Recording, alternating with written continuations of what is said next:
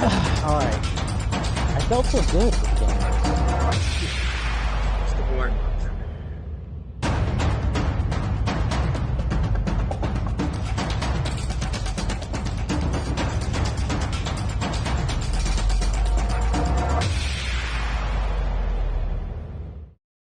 And welcome to the Political Power Ranker special edition from the Orlando airport, where dreams come true, or at least I'm close to where dreams come true. Chris Berg, political affiliate manager of politics for Nexstar Media Group, and Spencer Kimball, digging out in Boston. How you doing, Spence? Yeah, we're like the yin and the yang, Chris. Where you're warm, I'm cold, but we're going to come together on some politics today. We are. Spencer is the polling director for Emerson College Polling and cranking out polls each week for us and showing us true north when it comes to politics. All right, Spence, we got national polling.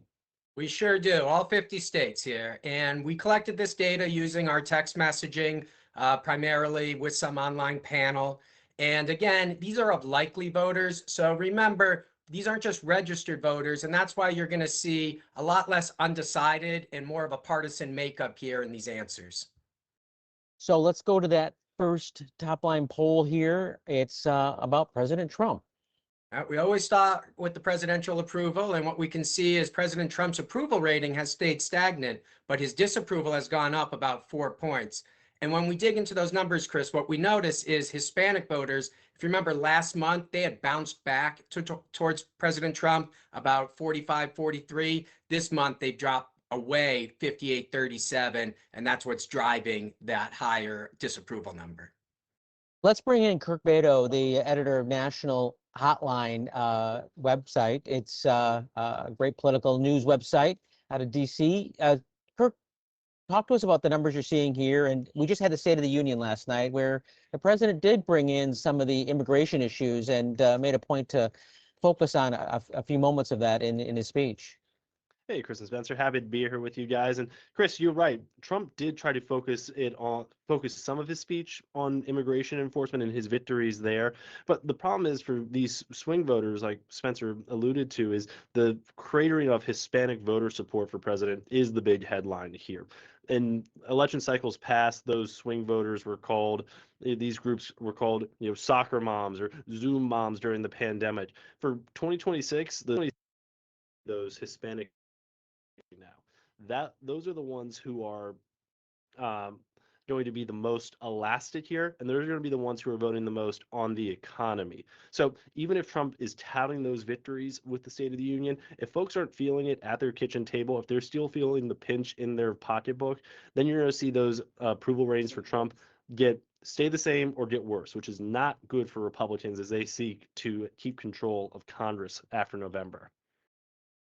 What did you hear in the speech last night that focused on economy that you thought may or may not have resonated? I think he made a big point of talking about the no tax on tips. He talked about some of the rebates coming through here. He talked about all the tax refunds that families are going to get thanks to the One Big Beautiful Bill Act. But I don't know if those are necessarily going to hit people as hard as Trump wants to here. I was getting real flashbacks last night from Trump's State of the Union to the final two Biden State of the Unions, where he's trying to convince voters that while the Dow is great, the stock market's great, unemployment is relatively low, especially as we've seen recently. But if voters don't feel that, if they don't feel that, again, at the kitchen table, in their pocketbooks, if their personal economy isn't looking as bright as the macro economy is, then the party in power is going to pay the price, just like Democrats did in 24. Trump is a master at performance, and it felt like the speech last night had just carved out viral moments that were perfect for social media, with the hockey team and the standing up stand up if you support Americans first, basically, over illegal immigrants. But the economy stuff today, I don't see that as a leading viral moment, to your point. No, that you don't. And you see a lot of Republicans today, the morning after, really harping on that one viral moment that you're talking about, where Trump challenged everybody in the room to stand up and cheer if you are for prioritizing American citizens over illegal immigrants. Democrats, you could see the calculation in their heads. Do I stand? Do I not? What do I do? They all largely chose to sat, and Trump berated them. It was the longest applause line for Trump of the night from Republicans. Now, they're trying to make that go viral right now. You have campaign strategists telling me this morning that you're going to see that in ads all across the country next year. If that's what you're going to hang your hat on, good luck, because the economy, as we're going to show in later polls here, is the number one issue for voters. It will remain the number one issue for voters. I don't think the stand up, sit down thing is going to have enough staying power into next week, let alone into November. Spencer, go ahead. I would just add on, I know we're going to get into the issues a little later in the show, but that immigration issue is something that the Republicans would love to make that the key of the midterm elections. But at this point, it's not there. And unless it does percolate back up, remember back in the midterms of 22, you had immigrants being bussed around the country, and that was impacting a lot of communities from Chicago to Boston, and people were really seeing the impact. That's not happening right now. So the immigration threat isn't as severe as we were 4 years ago, and we'll see if that messaging will work in these midterm elections, or if we're going to be talking about the economy. Got it. Next slide. And we've got more bad news if you're a Republican. Or the glass is half full if you're a Democrat. Or a glass is half full if you're a Democrat. Or more than half full. Again, what we're looking at here is congressional approval rating, and the Republicans are stagnant, just like we saw on Trump's approval rating being stagnant, but the Democrats are picking up points. So those undecided voters, when they're starting to break, it looks like they're breaking towards the left, and that would make the Democrats excited, being up 8 points at this time. I mean, that separation continues to grow, and that's the trend we're showing there in that graphic. It's just getting wider and wider. And Kirk, is that what you are seeing and hearing in DC? We are. And Spencer, I'm really curious, about the historic comps here to this poll of, we look back at Trump's first midterm in 2018. Democrats flipped 44 seats and the House. It was a real historic wave. Are these the similar margins that we're seeing right now as opposed to what it was 8 years ago? Well, as far as Trump's approval rating goes, he's where he was about 8 years ago. It's amazing how we just redoing things, but he was a -13, and that's fairly where he's at in this poll. But what we saw was over the course of the year, his approval actually ticked up. So as he was back on the trail campaigning for those midterms, his approval went up, but the party did not. And that's what you alluded to, those 44 seats. In 22, Biden was at like -8, and then his approval went down over the course of the year, but the Republicans only picked up 9 seats. In either scenario, the Democrats are feeling bullish because they only have to pick up 3 seats. So generally speaking, that's in their ballpark, but that's why they would be the favorites going into these midterms. Absolutely. As we sit here right now, Spencer, to your point, I would be absolutely shocked if we woke up in November and Democrats didn't control the House. I think the question right now is just how big their majority in the House is going to be. And if Trump's approvals don't bounce back like what we saw 8 years ago that you were alluding to, I think we would be on almost a similar 30, maybe 40 seat watch right now in the House.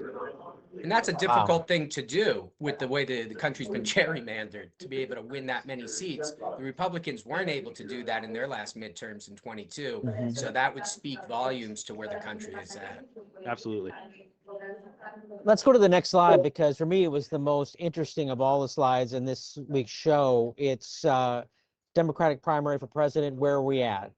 Spencer, just kind of give us a roadmap here.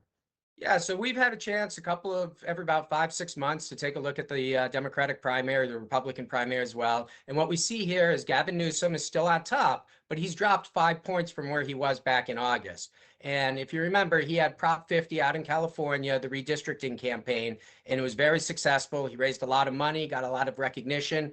But if you recall, Chris, last week when we did that California poll, it was the first time since April we saw his approval numbers drop.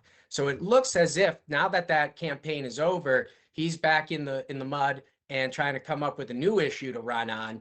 And it looks like some of his support has waned. And Kirk, we've seen Gavin Newsom kind of step in it a little bit this week, being criticized during a book tour, and then firing back fairly aggressively. I mean, does this surprise you, this number that he's kind of falling back a little bit as his compatriots charge forward? Look, Gavin Newsom, welcome to the big leagues here, man. I mean, this is the show. This is the big time. This is now you are running for president. Like, it's no real secret here. You've been running for president since 2025. And, we like to joke here at Hotline that if any Democrat won that year right after the election, it was Gavin Newsom. To Spencer's point, he helped champion Prop 50, redraw 5 seats in California to favor Democrats, which might end up really going a long way in flipping the House. But now that he's on this book tour, he's on the campaign trail, he's doing these podcasts, he's going to find a lot more opportunities for him to step in it. He's going to find a lot more opportunities to trip himself up here. And with all these other folks chomping at the bits here, whether it's Pete Buttigieg, Andy Beshear, someone like Kamala Harris, J.B. Pritzker, Josh Shapiro coming up on his heels here, it's a long way to go until the first voters head to the polls in either Iowa, New Hampshire, or South Carolina come 2028. And if he's flailing right now, I worry that he might not even make it to that first nominating contest. And Spence, Pete Buttigieg showed well in your poll. It's one of the first polls I've seen with him really knocking on the door to be next to Gavin Newsom. Why is that? Where is he getting his support? Well, what we've seen with Pete is he's been pretty consistent around 16% in our polling, and he's strong with independents, he's strong with women and college educated. That's in the Midwest. So those are his core constituency that he can build off of. And at 16%, he makes it onto that debate stage. Remember that 15% rule? We're going to start talking about that.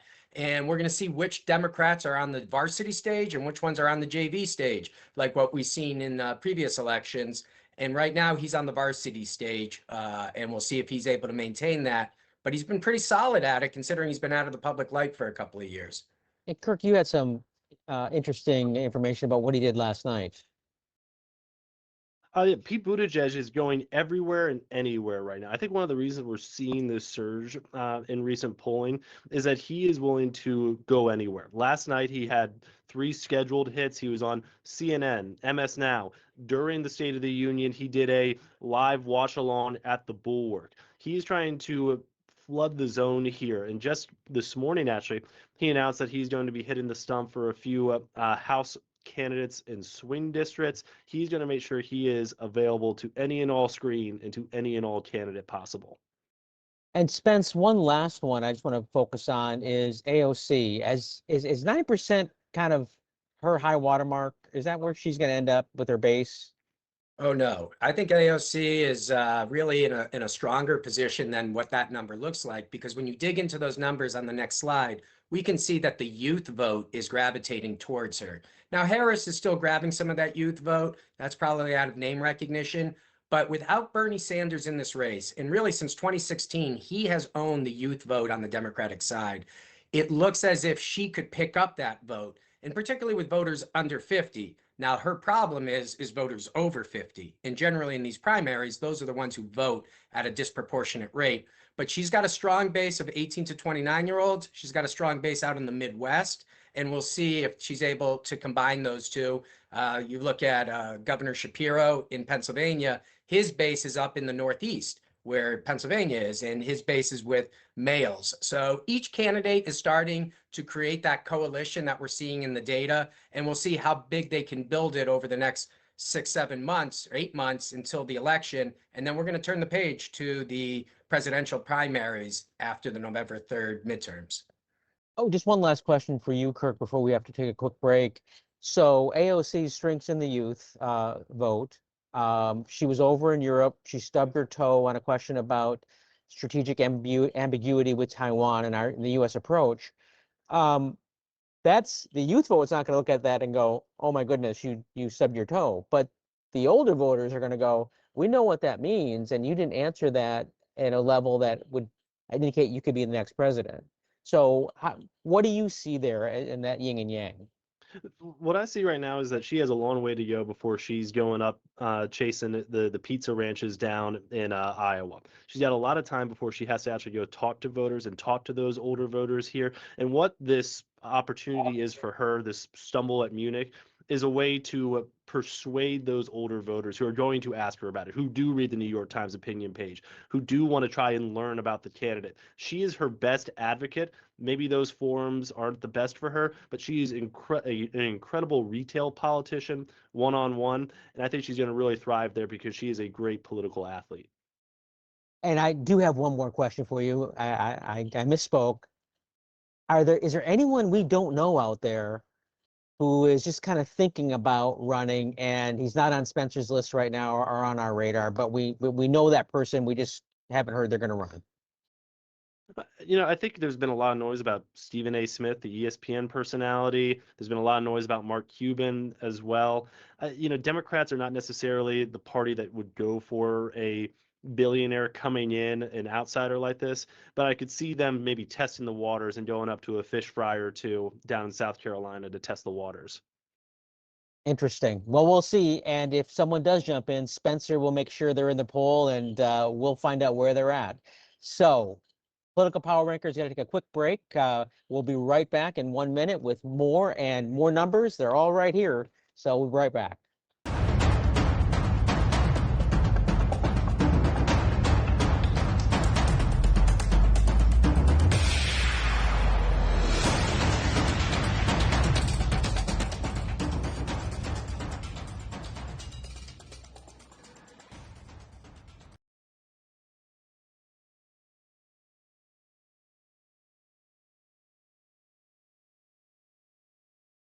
But it's National Journal. It's better than the National Review. It helps me. That helps me with Republican sources, but with the National Journal. National Journal. Yeah, We'll get a good sense of humor. All right, George, whenever you're ready.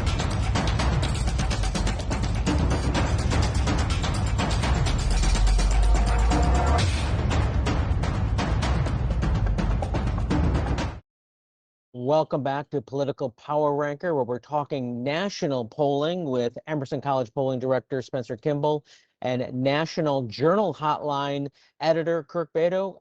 Guys, we've had some great, interesting discussions here in the first half about the Dems and the president and their numbers, but now let's go look at the Republican primary for president and what may be not surprising to anybody.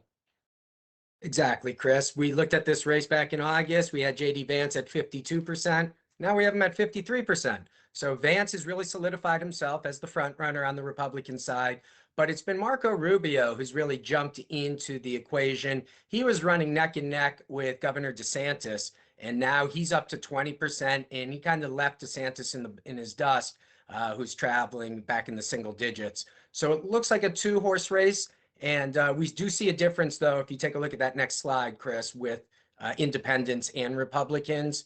The independents are much more split between Vance, Rubio, and everybody else. The Republicans are lined up. And this is inside baseball for some of us, but in closed primary states, Vance would start with a big edge. In open primary states, like in Texas, there you could see some upsets potentially with independents coming into the mix.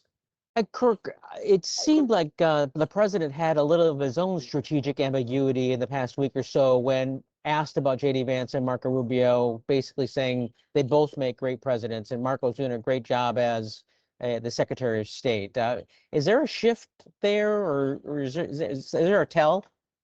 I don't know if there's necessarily a tell there besides Trump loves competition. You almost see it in the way that he raises his two adult sons and interacts with Don Jr. and Eric. This is what it feels like that they're treating them right now, that they're kind of pitted against each other and that this competition is going to bring out the best in each other. You saw it last night at the State of the Union where Trump is heaping praise on Marco Rubio, who is sitting front row along the aisle there, complimenting him, complimenting how impressive it was that all 100 senators voted for his confirmation, and then joking, how many of them would vote for you now after they've seen what you've done. Meanwhile, J.D. Vance is behind him the whole time, a little bit out of sight and out of mind. And if I'm J.D. Vance watching over the shoulder as Marco Rubio's just lapping up this praise from Trump, I got to be feeling a certain way here. I'd be interested to see if there's any sort of shuffling in the cabinet after the midterms. That's usually when there's some turnover here. I wonder if Rubio is thinking, what if I leave this job at the end of this year and then go spend a little time up in New Hampshire? I think you might be seeing something like that here soon. Now that would be big news. Anything else that may have jumped out at you at this Republican breakdown? With Marco at 20, Secretary Marco Rubio at 20%, and Ron DeSantis, Ted Cruz, also kicking the tires again.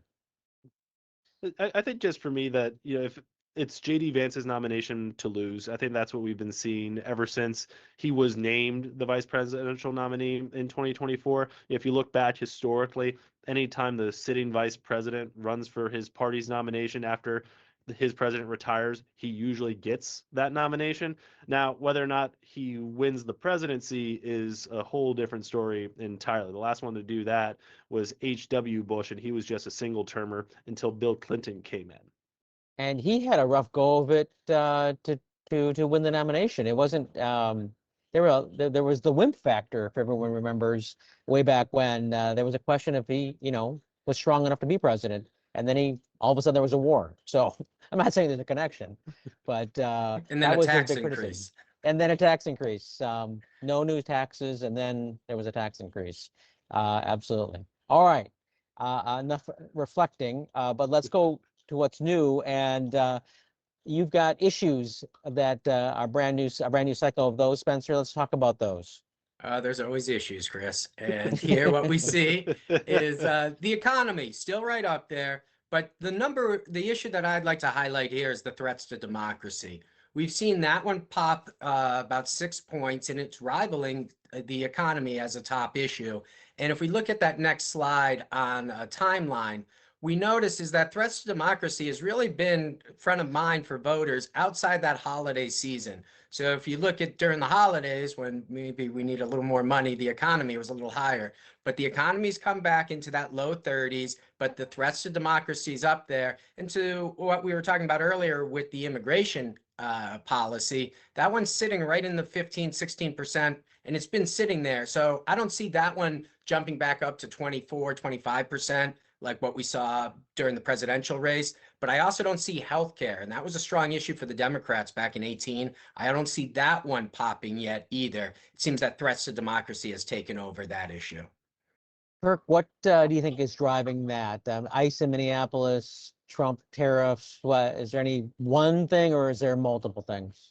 Well, the threats to democracy, I think, are really kind of in the eye of the beholder here. They're in the eyes of the questioner. When you talk to some more MAGA folks about what the threats to democracy is, it could be how our elections aren't secure, how we need to pass something like the SAVE Act and have voter ID required to cast a vote. If you talk to people who are more democratically or progressive, then you get threats to democracy like warnings about Trump's authoritarian tendencies, or that's when you get people concerned about ICE. The threats to democracy question really is kind of personalized here, almost like how you personalize the questions about the economy. There's just more ways we can measure that. Threats to democracy could mean any number of things, again, to the eye of the beholder. And I wonder if Spencer has any insight on that as the pollster here. So Kirk, to your point, 5 years ago, threats to democracy was fairly split between Republicans and Democrats. And everything that you raised, from access to voting to other, constitutional rights, is what Republicans were saying was causing threats to democracy. But today we see it as a Democratic issue. It's almost like 95-5, where the Democrats see this as their number one issue, and it's not as much Republican. So that ideology underlying the threats to democracy has shifted what we've seen in the data to the left. That's so interesting. All right, let's go to the last slide we have, which is thinking about your vote in 2026 midterms. How important are the following issues? And This is so here, interesting. Chris, we're looking at their average. So don't worry about the mean. We're not in class. We'll just talk it as the average. Mean, medium, and mode. 3 words you don't want to hear. So the average, this is what we see. Look at it from the big picture. Pocketbook issues are what people are concerned about: cost of living, healthcare costs. What's not is the substantive policy issues, deportation, immigration. Those issues drop below those pocketbook issues. And that's what you expect to see candidates talking about, is how they're going to make those pocketbook issues less intense than they are today. And that's what we talked a little bit about at the top of the show, is that the State of the Union was not entirely, well, not entirely focused, but had points of economic policy issues and Trump's view of success, but it wasn't totally dominated by that, Kirk. No, you're right. Trump did try to highlight the no tax on tips. He tried to talk about the bigger tax return that families are getting thanks to the One Big Beautiful Bill. He talked about the healthcare rebates, but that's not necessarily what the speech was designed to highlight. If you speak for an hour and 108 minutes, there's a lot to parse through there. I think he might have been better served. It was a tighter, better focused speech on the economy. That's what a lot of Republicans wanted to hear more of, especially those Republicans in those swing seats that are going to decide control of the House. What Trump's speech was last night was kind of a rallying up the base a little bit more. It was trying to other the Dems, make them a little bit more of the enemy, make them stand out, and rile up his base, because as we've seen in other polls, and this the generic ballot poll we have today, enthusiasm for Republicans is very far down here. The momentum is on Democrat side. And then last night felt a little bit more like a pep rally to the MAGA base of, remember what I did for you on immigration. We got the worst of the worst out. Remember what I'm doing for you on the economy, no tax on tips. And by the way, the Democrats want to put illegal immigrants before American citizens here. So let's go out and vote right as primary season is getting started. Right, right. Well, you know what? Great insight, Kirk. But we got to move on to what people think is the most interesting part of the whole show. Spencer telling us who's up and who's down this week. So, Spence, who's up? Well, who's up is the Congressional Democrats. Based on an 8-point lead, they just hit the 50% threshold, where they got to be feeling a little bullish going into these midterms. And who's down? On the other end of it would be the Congressional Republicans. We're seeing a lot of retirements coming out of the Republicans right now, and we'll see if that trend continues over the summer. Kirk, we got about 15 seconds for you just to react to that and recap any thoughts. Well, I do think right now we're on the precipice of primary season here. You got to be feeling great as a Democrat. If we're dividing the election cycle into 4 quarters, we're entering the 3rd quarter here right now with primary season. They're run up the score a little bit at halftime. Now it's just maintaining control of the ball and seeing if they can win this out here in November. Kirk Beato, National Journal Hotline editor, thank you very much for joining us again. Your insight is awesome again. Spencer, thank you. And you know what? You and I are going to be together on Sunday, because we've got a special poll to talk about. Coming from which state? There might be a little primary happening in Texas. So big Texas primary, March 3rd. We got numbers coming out on Sunday. Look, we're recording on Sunday, coming out Monday morning at 6 a.m. Look for this show. Look for those numbers. We'll see you early next week.